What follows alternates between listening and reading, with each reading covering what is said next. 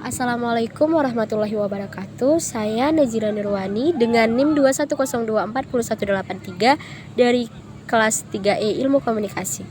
Di video kali ini saya akan menjelaskan apa itu komunikasi pemasaran, fungsinya, tujuannya, dan banyak lagi lainnya. Langsung saja saya jelaskan di PPT saya yang sudah saya paparkan di layar. Yang pertama itu ada tentang komunikasi pemasaran. Apa itu komunikasi pemasaran? Jadi, komunikasi pemasaran adalah sarana yang digunakan perusahaan dalam upaya untuk menginformasikan, membujuk, dan mengingatkan konsumen langsung atau tidak langsung tentang produk dan merek yang mereka jual. Yang di slide kedua ada fungsi komunikasi pemasaran. Di sini ada 3 fungsinya. Yang pertama, konsumen dapat diberitahu atau ditunjuk bagaimana dan mengapa sebuah produk digunakan oleh orang seperti apa dan di mana serta kapan. Yang kedua, konsumen dapat belajar tentang siapa yang membuat produk dan apa yang dipertahankan perusahaan dan merek. Yang ketiga, konsumen dapat diberikan suatu insentif atau imbalan untuk percobaan atau penggunaan. Di sini ada tujuan komunikasi pemasaran, yaitu membangkitkan keinginan atau suatu kategori produk, brand awareness atau intention, dan memfasilitasi pembelian.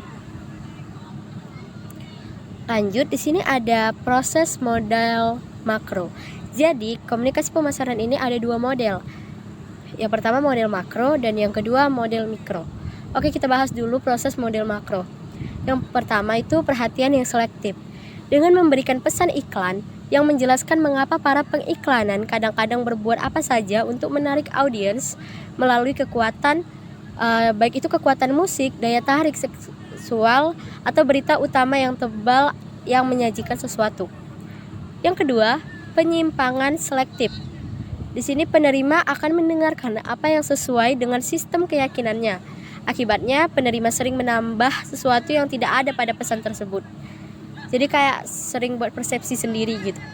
Yang ketiga, ikatan selektif. Orang-orang hanya akan menyimpan lama dalam ingatannya sebagian kecil pesan yang sampai kepada mereka apabila menerima. Apabila pesan itu masuk dan dapat dimengerti sama mereka. Lanjut, ada proses model mikro. Dengan melihat tanggapan pelanggan sehingga proses komunikasi didasarkan pada tugas komunikator. Di sini ada kesadaran, ada pengetahuan, kesukaan, kelebihsukaan atau preferensi, keyakinan dan pembelian. Mengembangkan komunikasi yang efektif. Di sini ada identifikasi audiens, sasaran, menentukan tujuan komunikasi, merancang komunikasi, memilih saluran komunikasi, menetapkan anggaran total komunikasi pemasaran. Juga ada identifikasi audiens sasaran. Yang pertama itu mengidentifikasi faktor-faktor yang mempengaruhi audiens dan mengidentifikasi hal yang harus dilakukan oleh komunikator. Menentukan tujuan komunikasi.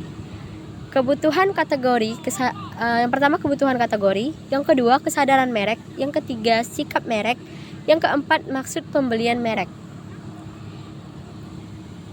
Merancang komunikasi. Yang pertama kebutuhan kategori, yang kedua kesadaran merek, yang ketiga sikap merek, yang keempat maksud pembelian merek, yang kelima strategi pesan, yang keenam strategi kreatif, dan yang terakhir sumber pesan. Lanjut di slide selanjutnya, yaitu memilih saluran komunikasi.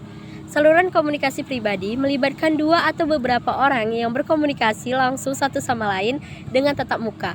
Satu orang dengan audiens melalui telepon atau melalui email. Lanjut saluran komunikasi non-pribadi. Komunikasi yang diarahkan pada lebih dari 1 orang dan mencakup media, promosi penjualan, acara-acara khusus, dan pemberitaan. Lalu integrasi saluran komunikasi. Di sini menetapkan anggaran total. Menetapkan anggaran total komunikasi pemasaran. Lalu ada metode kesanggupan. Perusahaan menetapkan anggaran promosi berdasarkan kesanggupan perusahaannya. Lalu metode presentase penjualan. Perusahaan menetapkan pengeluaran promosi berdasarkan persentase hasil penetapan penjualan. Lalu metode keseimbangan persaingan. Anggaran promosinya untuk mencapai keseimbangan kekuatan suara dengan para pesaing. Lalu ada metode tujuan dan tugas. Mengembangkan anggaran promosi dengan mengidentifikasi tujuan, menentukan tugas-tugas, dan memperkirakan biaya dalam melaksanakan tugas-tugas ini. Nah, jenis baruan komunikasi pemasaran. Yang pertama ada iklan, ada promosi penjualan, ada hubungan masyarakat dan pemberitaan, acara khusus dan pengalaman, pemasaran langsung, dan penjualan pribadi. Lalu ada iklan. Iklan ini dapat digunakan untuk membangun citra jangka panjang bagi suatu produk untuk memicu penjualan yang cepat. Sini ada daya sebar. Iklan memungkinkan penjualan mengulangi pesan berkali-kali. Iklan memungkinkan pembeli menerima dan membandingkan pesan-pesan dari berbagai pesaing. Lalu ada daya ekspresi yang besar. Iklan memberikan peluang untuk mendramatisir perusahaan tersebut dan produknya melalui penggunaan cetakan, suara, dan warna yang berseni. Lalu ada impersonalitas. Di sini pendengar tidak merasa wajib memperhatikan atau menanggapi iklan. Lalu ada promosi penjualan. Tentu yang pertama itu komunikasi.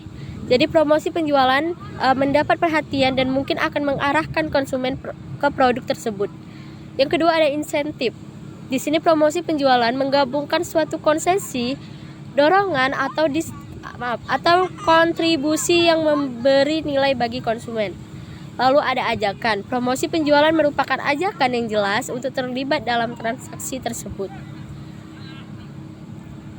Lanjut ke PPT ke slide berikutnya, yaitu strategi pemasaran. Jadi ada beberapa strategi pemasaran. Yang pertama, pemilik perusahaan sering menginspirasi kepercayaan pelanggan dengan menghadirkan kisah pribadi yang menyebabkan penciptaan bisnis. Jadi di sini kepala perusahaan itu menceritakan kisah pribadi yang kenapa produknya itu bisa sampai dibuat gitu, karena dari pengalaman pribadi atau lainnya. Lalu sebuah bisnis dengan jelas menyajikan produk-produknya bersama dengan manfaat pelanggan dan diproyeksikan. Jadi nggak mungkin kan sebuah perusahaan menyajikan produk tanpa ada manfaatnya. Lalu lanjut kita ke bisnis mengilustrasikan mengapa produk lebih unggul dari produk para pesaing. Di sini kita menjelaskan produk kita itu kelebihannya apa daripada produk yang lain. Lalu lanjut ke sebuah perusahaan memanfaatkan testimonial pelanggan untuk menyoroti nilai produk. Jadi setelah produk itu dipasarkan lalu dibeli, setelah itu ada yang beli, biasanya para penjual akan meminta testimoni dari pelanggan agar bisa di-post, terus nanti dilihat sama khalayak ramai bahwa produk ini punya nilai yang baik untuk dipasarkan. Lanjut ke sebuah bisnis seringkali menimbulkan goodwill atau nama baik pelanggan dengan mengembangkan lembar informasi pada topik berfokus pada pelanggan. Sekian penjelasan dari saya. Terima kasih. Assalamualaikum warahmatullahi wabarakatuh.